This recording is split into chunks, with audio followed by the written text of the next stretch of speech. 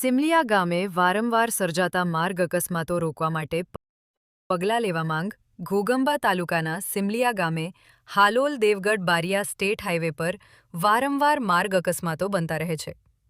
આજ રોજ પણ હાઈસ્કૂલમાં અભ્યાસ કરતા બાઇક સવાર 2 વિદ્યાર્થીઓ અને ઇકો ગાડી વચ્ચે અકસ્માત સર્જાયો હતો।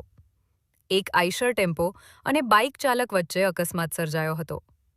ઈજાગ્રસ્તોને સારવાર માટે દવાખાને મોકલવામાં આવ્યા હતા।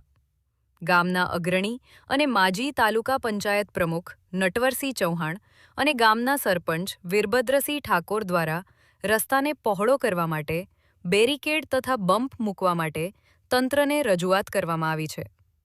સિમલિયા ગામે પ્રાથમિક શાળા, માધ્યમિક અને ઉચ્ચતર માધ્યમિક શાળા, આર્ટ્સ કોલેજ, નર્સિંગ કોલેજ, સામૂહિક આરોગ્ય કેન્દ્ર, દૂધ ડેરી, હોસ્ટેલ, છાત્રાલયો વગેરે આવેલા હોવાથી તથા હાલમાં ધોરણ 10 અને 12ની બોર્ડની પરીક્ષાના કેન્દ્રો હોવાથી લોકો અને વાહનોની અવરજવર ખૂબ જ રહે છે અને વારંવાર નાના મોટા માર્ગ અકસ્માતો સર્જાતા રહે છે।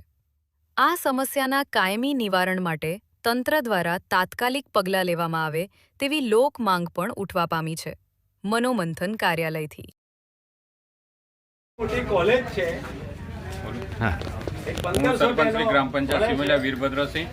અહીંયા અમારે નર્સિંગ કોલેજ, હાઈસ્કૂલ અને કોલેજ આવેલી છે। અહીંયા અત્યારે લગભગ 5,000 વિદ્યાર્થીઓ એક્ઝામ આપવા આવે છે। અહીંયા અમારે કોલેજ ઉપર અને સ્કૂલ, પ્રાથમિક શાળા અને ડેરી ઉપર આ રોડ ઉપર આવેલી સંસ્થાઓ છે। અહીંયા વારંવાર સ્ટેટ હાઈવેને કહેવામાં આવ્યું છે કે ભાઈ અહીંયા 3-4 બમ્પની જરૂર છે। આ વારંવાર એક્સિડન્ટ થાય છે। અહીંયા 15 દિવસ પહેલાં પણ અમારા એક નજીકના કાકાને એક્સિડન્ટ થયું હતું, એ પણ એક્સપાયર થઈ ગયા છે। તો આને તાત્કાલિક ધ્યાનમાં લઈ અને અહીંયા આ જે સંસ્થાઓ છે અને જે હાઈવે ઉપર બમ્પ મૂકવા માટે મારી તાત્કાલિક રજૂઆત છે જે તે તંત્રને।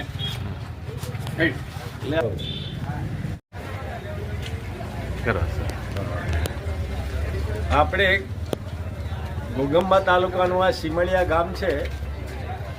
ત્યાં માધ્યમિક શાળાથી, ઉચ્ચતર માધ્યમિક શાળાથી, કોલેજથી નર્સિંગ સુધીના વિદ્યાર્થીઓ આ કમ્પાઉન્ડમાં 4,500 થી 5,000 વિદ્યાર્થીઓ આવે છે।